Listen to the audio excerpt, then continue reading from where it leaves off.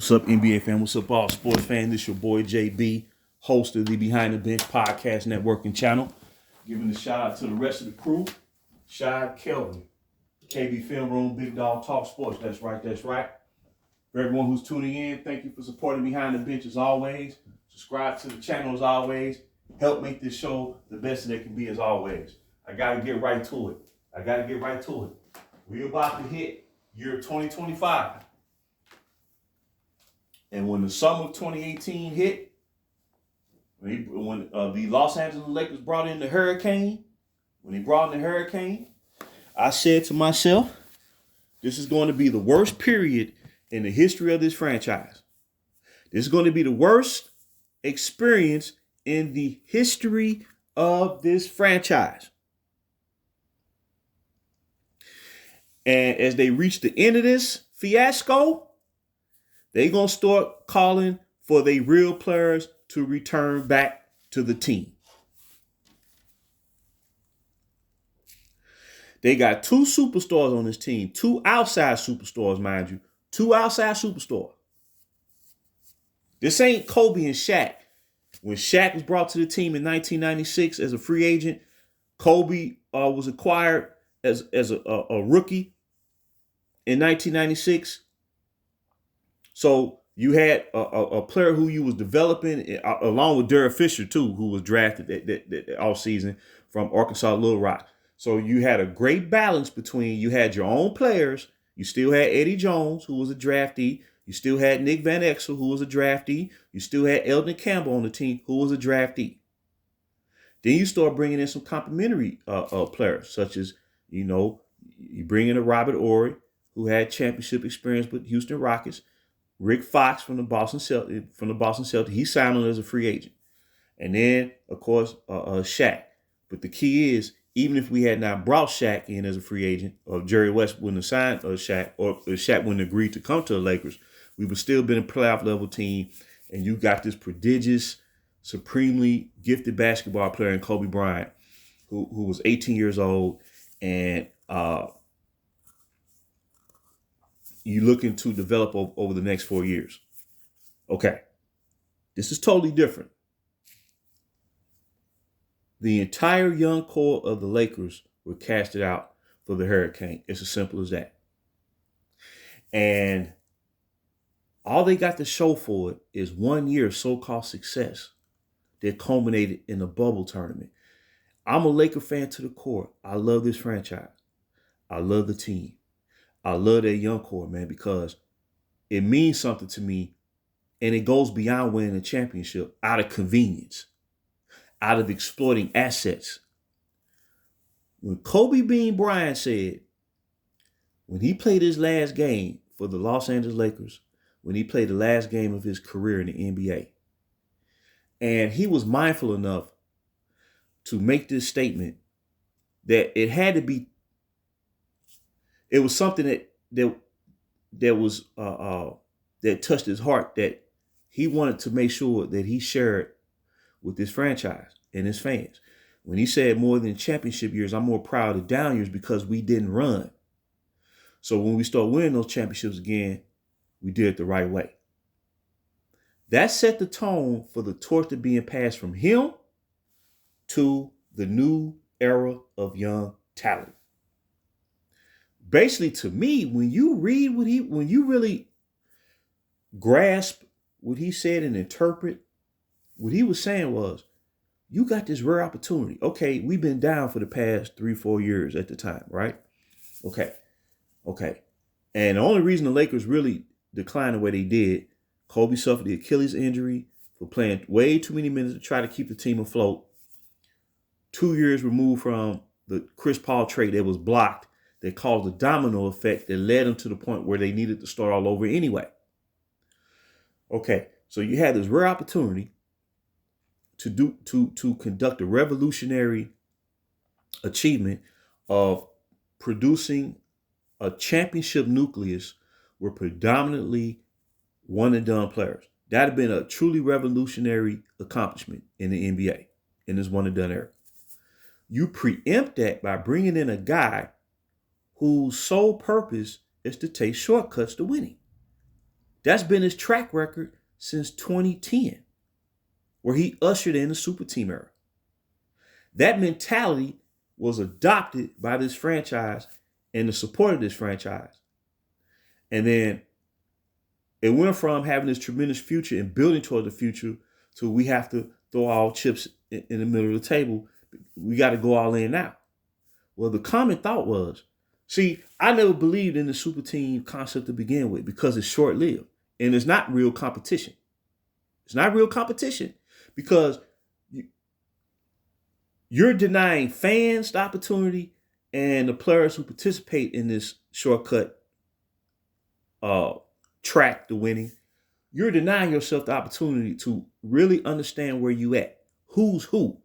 That's taken away. Okay. So you cast aside 14 drafted players, right? They all balling hard for you. They all giving you 150%. What's funny is over the past 3 years, we've seen fans complain about the effort of this team, that they're not playing defense. They're saying that about the team right now. That was never said about their young core team. Coach Luke Walton had them playing defense at such a level that they generated a 10th ranked defense the majority of the season. The majority of that season until it was some untimely injuries that happened towards the end of the 2018 campaign where their defensive ranking fell to like 12, which is still high. It's still above average, right? Okay, so you cast aside all these players and people thinking that they're going to rack off 3 straight. They acquire Anthony Davis through the ugliest coup that you're ever going to see in sports, where 2 franchises suffered in the same season, and neither team that had promise at the beginning of the season, or let me say, going into that season, they had promise of going further than they did the previous year. Both franchises collapsed and neither made the playoffs. Right? Okay. So you think you're going to win 3 straight. And when you really read the tea leaves and peep game and really understand how the landscape of the league was changing and changing ever so fast, you knew after that bubble this team was done in terms of what the focus was supposed to be: instantaneous glory, 3 straight championships. That's what this was all about. That was the grand plan. Well, since 2020, this team is done nothing according to expectation. Now, they'll tell us that, oh man, going to the season, make these off-season moves, going into training camp. Oh man, Lakers, they good to go. They got the deepest team in the league. Oh, they're a shoe-in. Championship number 18 on the way. It's been the same talking point since all this started. And by season's end, or actually 2 months into that season, that current season, you start seeing the snags, the inconsistent play, getting blown out by teams. You start calling for trades by January. Well, as of right now, they're calling for trades as we speak. And this is just the start of December. So all of a sudden, the well is running dry. The hurricane, the father time is finally knocked on his shoulder. Age is kicking in, right? And the Laker brass now sees clear as day, even fans see clear as day, this man ain't going to take him anywhere. And the only reason that they so-called won in 2020 is because they mortgaged everything away for that one season. They mortgaged everything away for that one season. And you've had 2 superstars. You've had that during their all-century squad with 5 top 75 players, and they didn't win 33 games. They didn't win number 33 games, 2 less than the 2017-2018 season young core led Lakers. They had the upside. So that you know right there, that should have been an undeniable sign that the gig was up. They was on their way to missing the playoffs again for the 2nd straight year.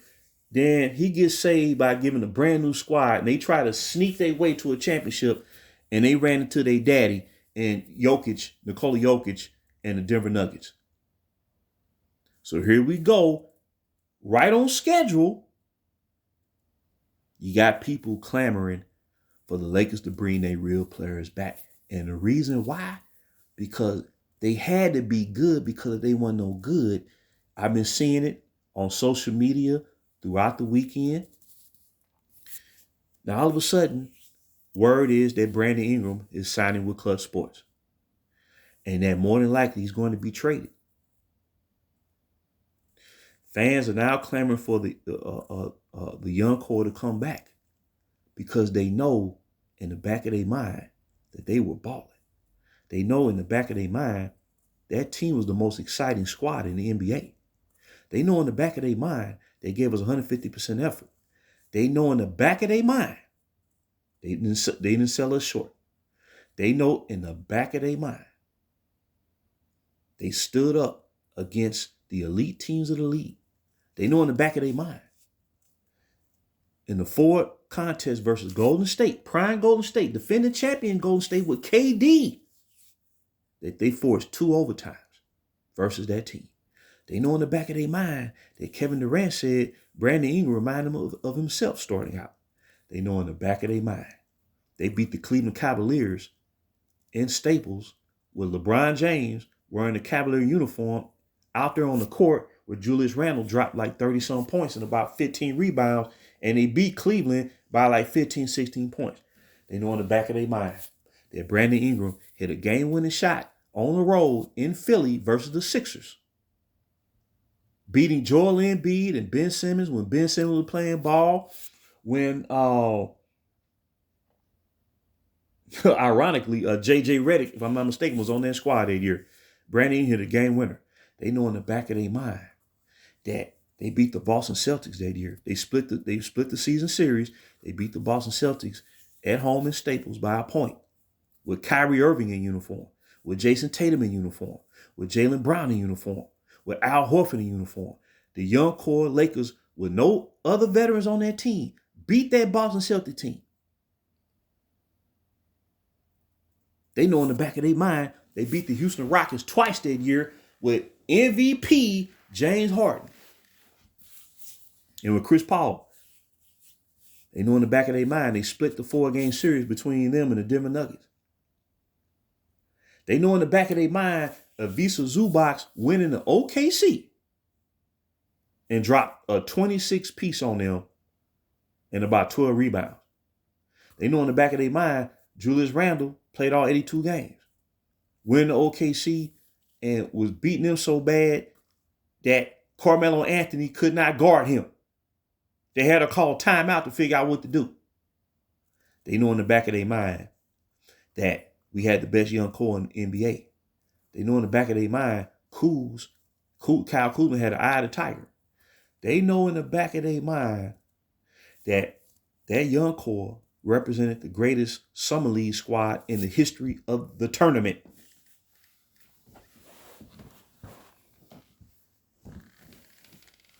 They know in the back of their mind, Josh Hart gave you the grit and gave you the intangibles of a champion.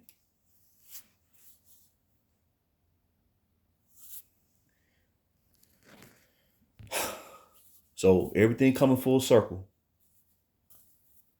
And they know that young core never wanted to leave. Not one of them. It was not one member of that young core. Not Lonzo, who helped lead the Lakers to the second fastest paced team in the NBA as a rookie.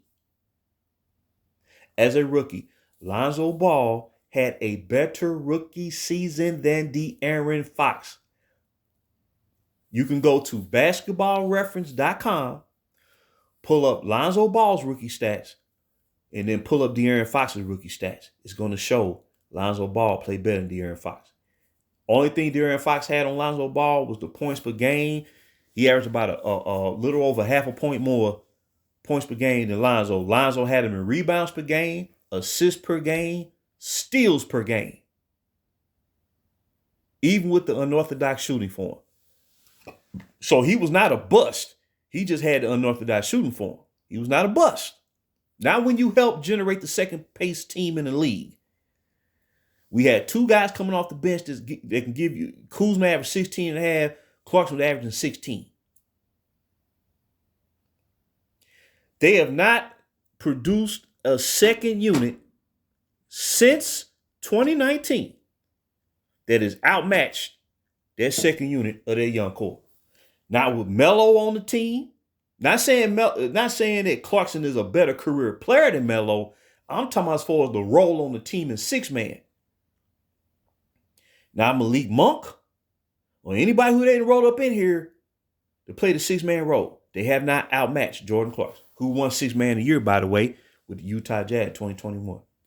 This is why a fan such as myself, and other Laker fans too, not just myself, but I've been so passionate about it that I know what we gave up, and it didn't make no sense.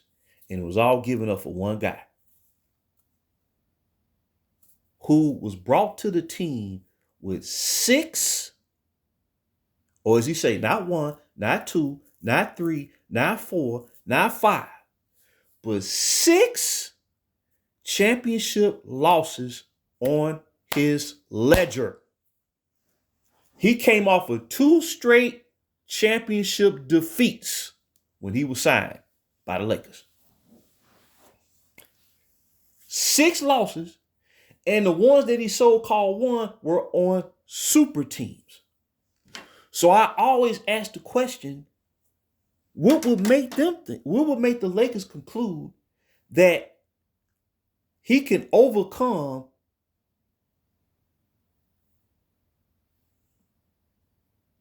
the fact that he needs the deck stacked to win? And everything that's been going on over these past 6 years, especially since that bubble, shows me that the Lakers would achieve more with their real players if they built step by step, which is what they were doing.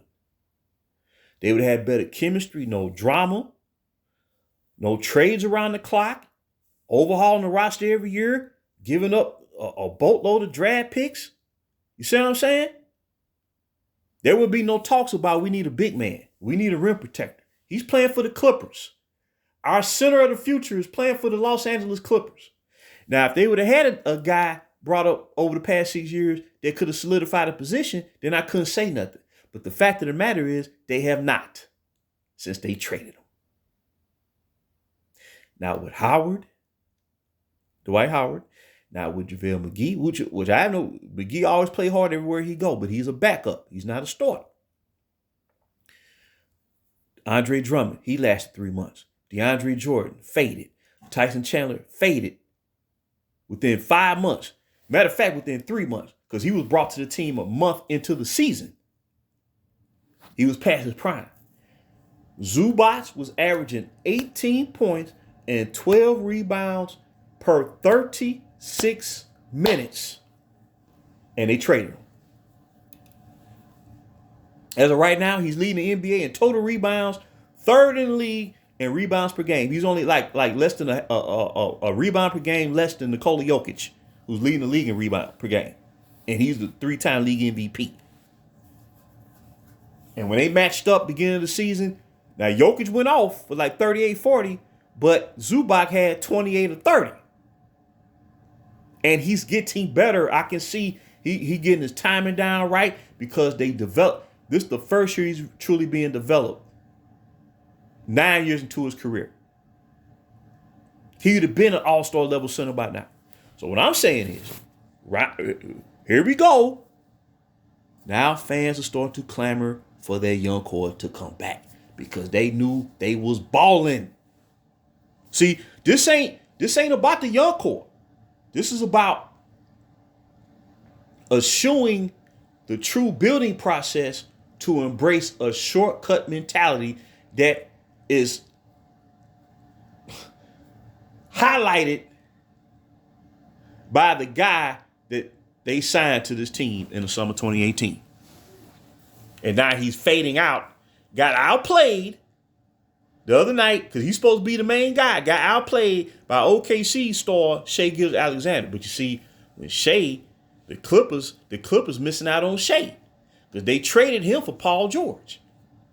Right? Paul George is gone to Philly.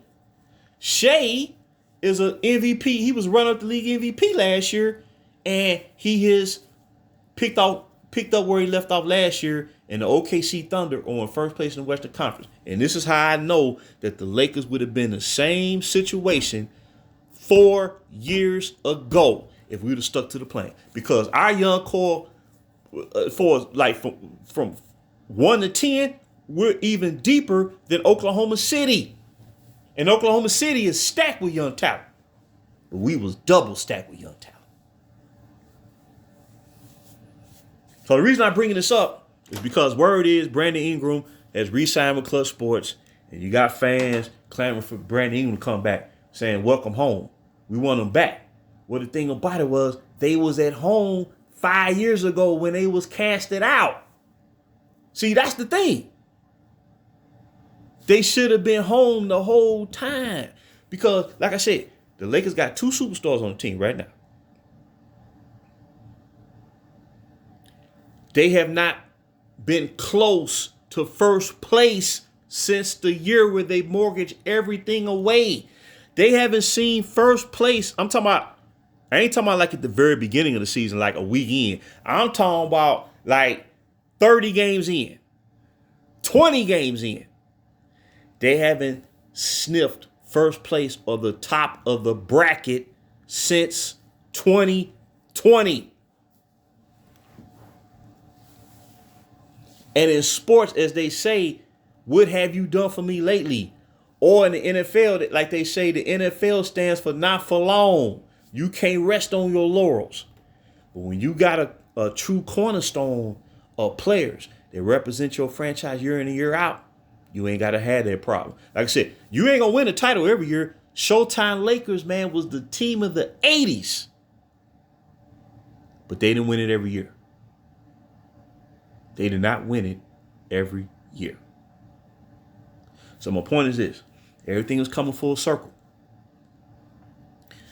Now, considering how that young core was treated,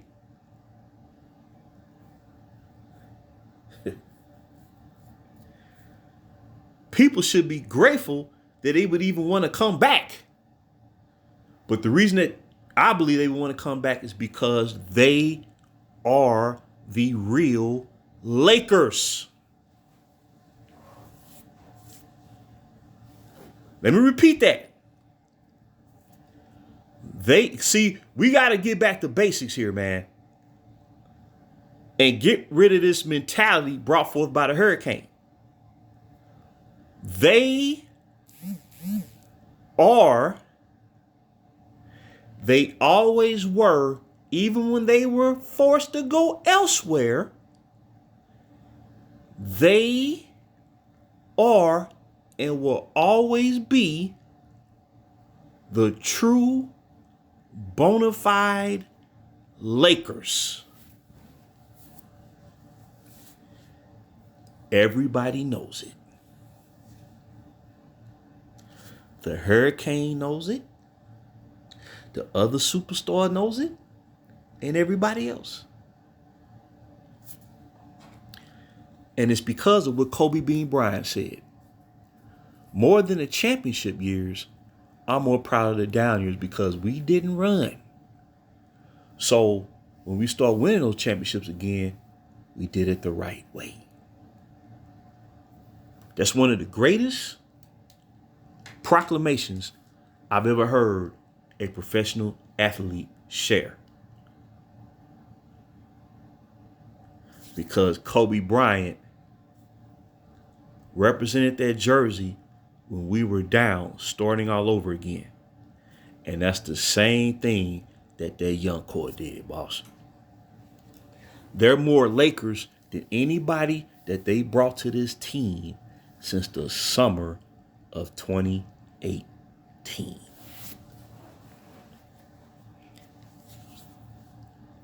It cannot be diluted.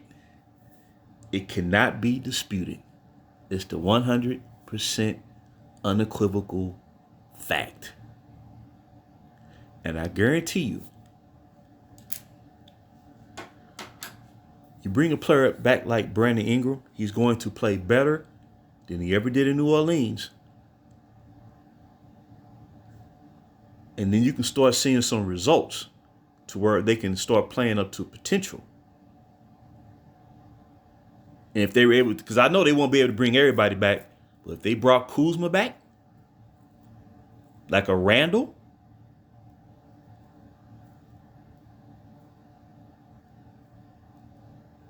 if they brought 6 of those players back, let's say 6 of them, you can feel confident because the Hurricane is not going to lead him anywhere no more. That's over. And he never really did. He stacked the deck for his benefit. He didn't come up in here and lead what was already there to the finals like Chris Paul did. Chris Paul was traded to Phoenix, and he led the young players that were already there to the finals. And they got up to a 2-0 series lead before Giannis put on his cape and was Superman for like the next 4 games. Outside of that, Phoenix would have won the championship. So what I'm saying is, man, you bring 6 of them back. Let's say if you brought Zubac back as the center, the way he playing right now, and will only get better, then you can start talking about something. But I just want to drop this nugget. Everything right on schedule. This is why me personally, this is why I've been representing these young men for the way I had, because of the way they represented the jersey.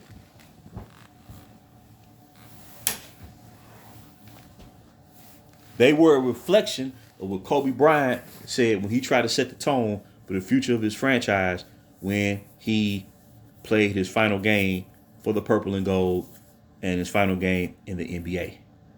The young core is the real torch bearer, not the Hurricane. So I just want to drop that nugget. Until next time, JB for BTB Behind the Bench.